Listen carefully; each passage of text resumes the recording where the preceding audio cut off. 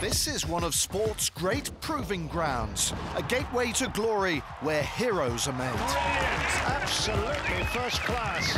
29 tournaments spanning 18 countries. It's a 10-month campaign to determine the very brightest prospects in golf. I don't believe it! How about that? Along the way, a chance for the class of 2023 to expand horizons and sample life on tour. Always nice to experience new cultures. I love that noise. Cheers, boy. Enjoy. Finish the season in the top 20 of the Road to Mallorca rankings and secure a golden ticket to the DP World Tour. That's the dream shared by all who compete on the Challenge Tour.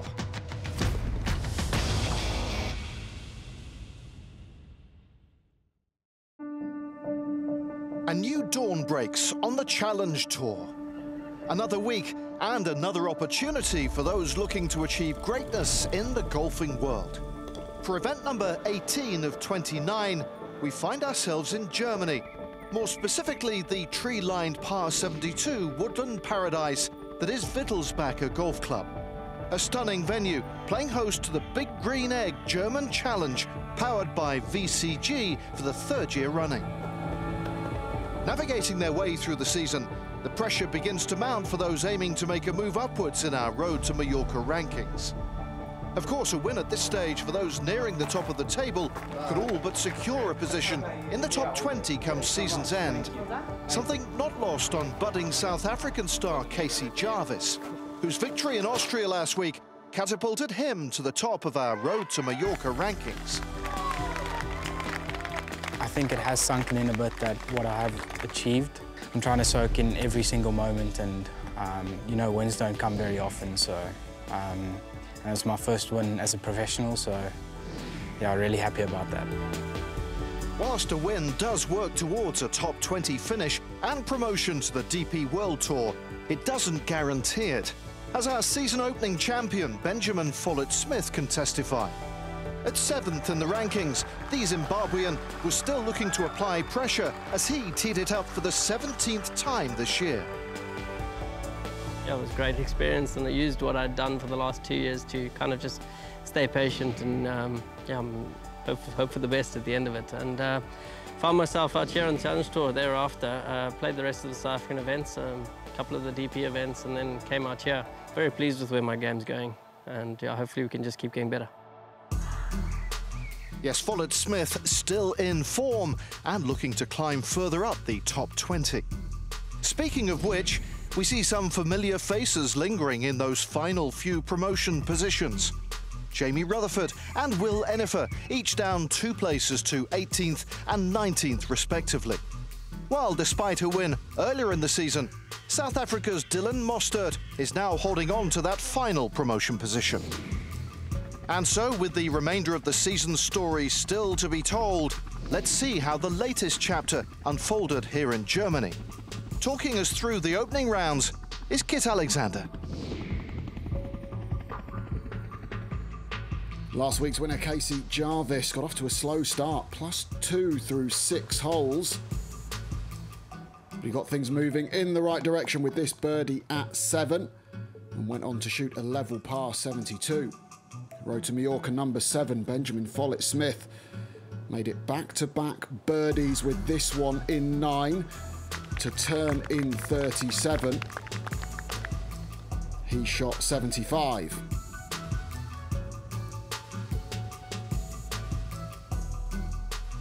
Gregorio De Leo teed off on 10. This was his penultimate hole,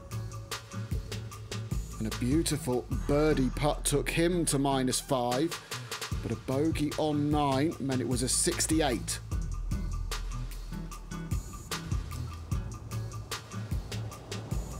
Northern Ireland's Dermot McIlroy, level par to this point, and he got under par for the tournament courtesy of this excellent approach. A bogey at 15 though, and he signed for a level par opening round.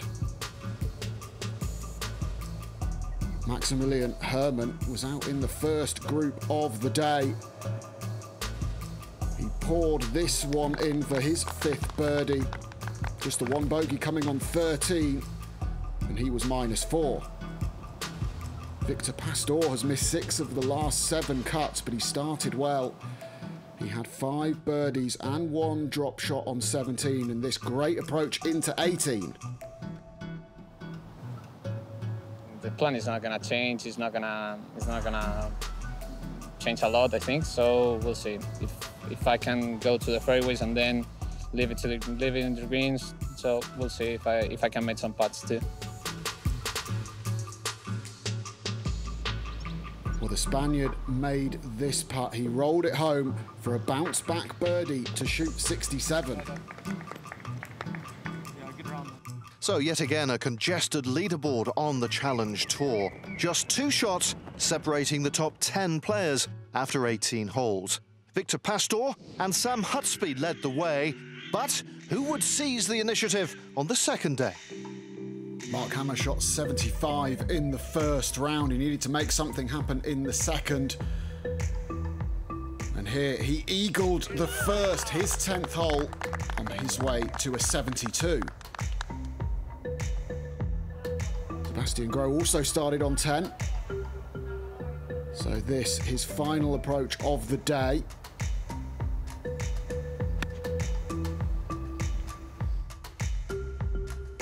And he hit an absolute beauty, nearly holing it for the eagle, but he would tap in for his 7th birdie of the day in an eventful round of 70. Victor Pastor birdied the 10th, his first of the day. Par here at 18 as this chip caught the edge of the hole. He added 1 more birdie and 1 bogey, and that gave him a 71. And Alethea Challenger Cadiz winner Sam Hutspie made this birdie at 8 on the way to a 70 to go with his opening 67. The win the other week on the Challenge Tour was fantastic, great for my confidence, and had a really nice finish last week in the top 5 again, and put myself in a nice position here. So yeah, it's just riding a bit of a wave at the minute, but golf's ready to bite you at any minute, so not getting too ahead of myself at the minute. Yes, with so many players within striking distance, Sam Hutspie taking nothing for granted after carving out a slender 1-shot advantage heading into the weekend and aiming to add to his victory in Spain last month. With its intense travel schedule, the ups and downs and weekly grind of tour life can take its toll. So for German Max Rottluff, it was good to be back on home soil. This is the only event we have in Germany. It's always great to play in your home country. It's familiar faces that you know, you've grown up seeing, playing amateur golf with actually the promoter and who runs this event. So yeah, it's great to be here in Germany. I've been traveling in a camper van for, I guess this will be week number 9 or 10 now. Yeah, so last year, after not having clubs arrive at tournaments, I decided to try it out. I had such a good time doing it that I decided to, do it again this year. And it's been a lot of fun. It's been a lot of up and downs over the last couple of years. Some truly heartbreaking setbacks, really. I mean, the last event of the year, 1 shot better, and I would finish inside the top 75, and I'll be having a full card for a Challenger to begin this season. I then missed by 1 shot at the second stage, so yeah, I mean, I was pretty up, like just emotionally beat up after that, and I was like, is this really, is that maybe a sign to just, stop pursuing this and do something else? At that point, I was like, okay, now I got to go to the drawing board and figure out what can I do, how can I spend these next few months to be ready. And I was very fortunate to go spend a week with Jon Rahm, who is my ex-roommate, in December, and that was super motivating. It just gave me that, that confidence that I needed. Max Rottluff was on absolute fire out on the course, 7 under to this point. and he sent this laser in with his third at the 15th. Yeah, the UAE, that was a special week. I had a direct flight out of Newark straight into Dubai, 14 hours, then took a cab over to Abu Dhabi. I got a little workout in, went out on the golf course, spent all day at the course, just trying to kind of get a good feel for it and overcome the jet lag. And then the tournament started. And he would go on to break the course record that had only been set the day before with a scintillating 63. I mean, I would continue to tear up just by thinking about it. Max Rogsloff not only gets a course record, but also the trophy. It meant so much, proving to myself, one, that I can do this, what I've been feeling this entire time, and then actually doing it. Because winning a golf tournament, I mean, everybody says it, it's such a cliche that winning a golf tournament is hard, but it just is. It's really special when you prove to yourself something that you believe, but the results haven't shown it for a while, and finally prove it to yourself. That's kind of the real takeaway out of all of this. Yes, for Max Rottluff, it's been quite a journey so far. Up next, Mikael Lundberg bids a fond farewell to the tour. To be able to compete and have that as my job, it's been fantastic. And we discover who would take hold of the title here in Germany. We'll see you soon.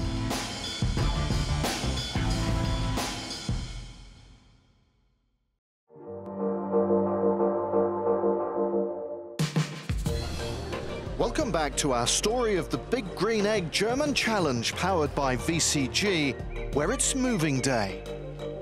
With precious ranking points and, of course, the trophy up for grabs, there's plenty at stake. And to see who was making all the right moves on day 3, we rejoin Kit Alexander. Ashley Chesters got off to a great start. This was his third shot into the opening hole, the par 5. That set up a birdie, and he added another at 3 to turn in 34 strokes. Christopher Blomstrand has 2 top 10s this season. He also started with a birdie. 4 more red numbers and 3 bogeys gave him a 70.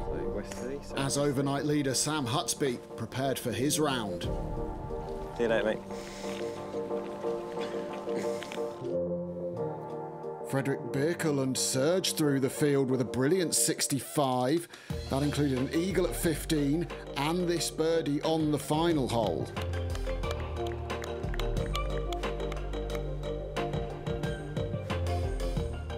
...2019 Challenge Tour Order of Merit winner Francesco Laporta had 3 birdies in a row from 6, including this one on the 7th.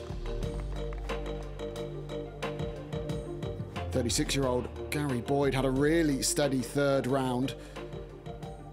This birdie at 9 was one of 4, and a single bogey added up to a 69. Well, Saturday also offered a weekend diversion, as junior players were invited to try and beat the pro on the par 3 9th hole at Wittelsbacher Golf Club. A great initiative to give some aspiring golfers an opportunity to tee it up alongside the pros during a tournament day. Sam Hutsby had a bad start. He was 5 over for his round after 7 holes. This brilliant shot at 9 set up his first birdie of the day, but he would go on to shoot 75. Maximilian Rottluff won the UAE Challenge earlier this season. Brilliant bunker shot here, but he ended up signing for a 70. Ashley Chesters made a bogey at 11, but he had birdies at 12 and 15. And he finished well. He made a birdie here at 18 to join Boyd at the top on -8. It was a quiet back 9 for Francesco Laporta with a single bogey on 13. But he holed this absolute beauty all the way across the green on 18 for a birdie and a 70, which moved him into solo third and the final group for Sunday.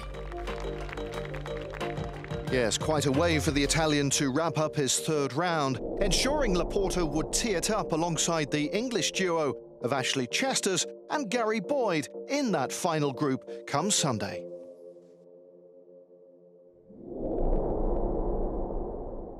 Now, for some, these are early days, but for one legendary Swede, this event marked his 264th and final time teeing it up on the Challenge Tour. I've reached the point where I played combined Challenge Tour and Senior Tour over 600 events, so I think it's time to do something else. I'm looking forward to move over to be the youngest instead of the oldest. 97 was my first full year, and that's when I won my first event on the Challenge Tour. That was a few years ago.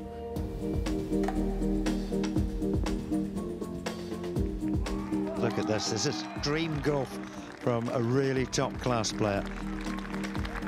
2005, I was on the main tour and I won the Russian Open. And 2008, I won the Russian Open again. 2014, I won the Austrian Open. And so that are the highlights and the good memories. I just love the competition. I love to compete in anything. It's what I do. So to be able to compete and have that as my job has been fantastic. It can't be much better. And we wish Mikael Lundberg well on the Legends Tour. Now, though, back down to business, and we'd reached the final round in Germany. So back to Kit to take us through the closing action. Christopher Broberg, the two-time DP World Tour winner. Solid tee shot here on 6. Oh, dead centre. Birdie 2. And the Swede moves to 5 under par. Oh, Gary Boyd needs to get some positive momentum after that bogey on 4. Oh, go on. Brilliant recovery. Couldn't afford to drop any more shots. Should save his par on 6. Rupi Kakko. The Finn going very well today. 7 under. Can he move it to 8? Oh, brilliant read. Brilliant putt.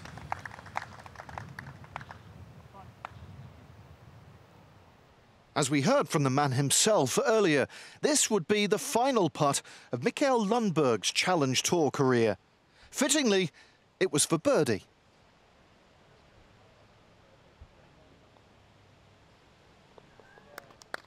And a nice way to bring down the Challenge Tour curtain as the Swede heads to pastures new. Francesco Laporta will be feeling the confidence of that birdie at 7. Just a flick in here on 8. Oh, he's controlled that so well downwind.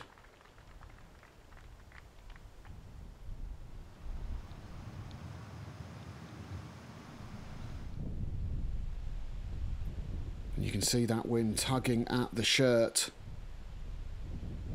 But the Italian fist pump, and he moves it to 8 under par.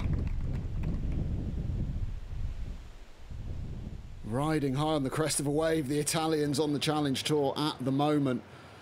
Dominic Foose. Well, out of position, but should save his par on 18. And what a round that would be. He's got that for a 67.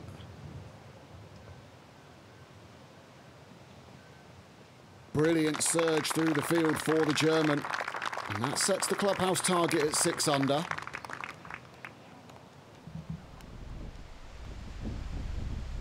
Ashley Chesters really needs to make something happen. 3 over for the day.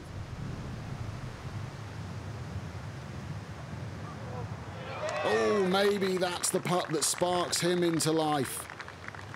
It's a day to battle out there in the wind. He's certainly doing that. Jiří Zuzka, big week for him. First ever made cut on the Challenge Tour.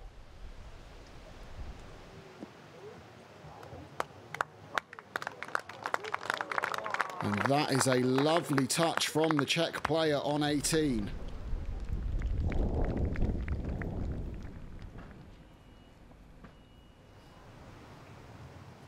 So he's got this to join the clubhouse lead on 6 under. And he does. Massive week for him. Big boost in confidence.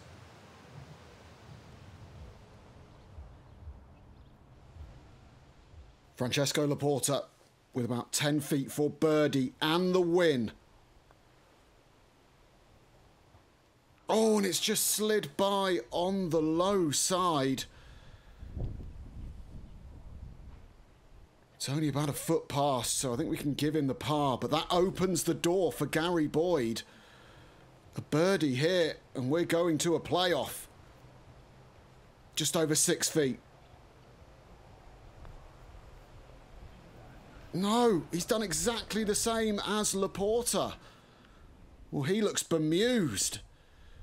So the simplest of tap-ins for Francesco Laporta. And he claims his 3rd Challenge Tour victory. And it's a 5th Italian winner in the last 9 events. A dramatic finale then, with 4 players sharing 2nd place. But yet again, an Italian finished in pole position. With his 3rd Challenge Tour victory, the spoils went the way of Francesco Laporta. Congratulations, Mr. Francesco Laporta. Last couple of weeks I changed something on my swing and he worked it out. And yeah, I'm feeling good. I played solid all week. My game was really good. Short game was amazing, so I'm really happy about it.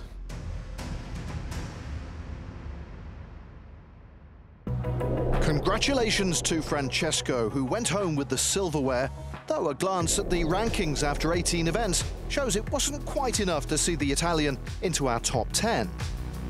It's as you were at the summit, with Casey Jarvis still leading the way and Brandon Stone moving up to 7th place.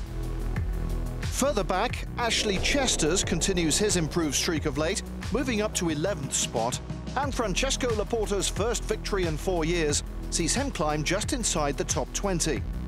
Ivan Cantero Gutierrez now occupies that critical 20th and final promotion place.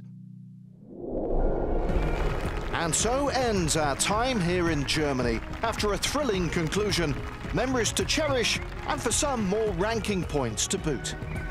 From continental European soil, we relocate next week to the stunning Emerald Isle for the Irish Challenge.